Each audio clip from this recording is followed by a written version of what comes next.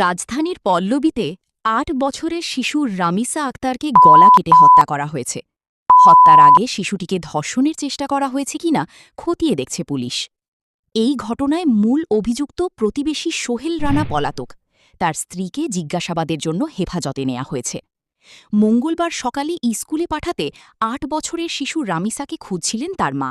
তবে সাড়া না পেয়ে পুরো বাড়িতে শুরু হয় খোঁজাখুঁজি। এক পর্যায়ে ৩ তলার পাশের ফ্ল্যাটের দরজায় পাওয়া যায় রামিসার স্যান্ডেল।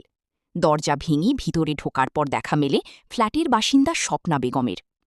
তার স্বামী সোহেল রানার খাটের নিচে পাওয়া যায় শিশুটির মাথাবিহীন মরা দেহ। কাটা পাওয়া যায় ঘরের জানালার গ্রিল। পুলিশের ধারণা সেখান দিয়েই পালিয়েছে অভিযুক্ত সোহেল।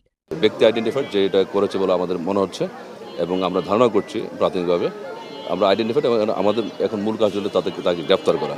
আর মামলার যে বিষয়টা আইনগত যে বিষয়টা সেটা ভিকটিম ডিজিজদের মা বাবা তারা তো দুজনে এখন ট্রমাটাইজড অবস্থা আছেন। আমরা ওনাদের সাথে যোগাযোগ করে আমরা একটা তাদের মধ্যে থেকে অভিযোগ নেব, নিয়ে আমরা এটা ফর্মালি মামলা নেব। 999-এ ফোন পেয়ে ঘটনাস্থলে আসেন পল্লবী থানাসহ মিরপুর বিভাগের পুলিশ কর্মকর্তা। পরে শিশুটির মাথা পাওয়া যায় গোসলখানার বালতিতে।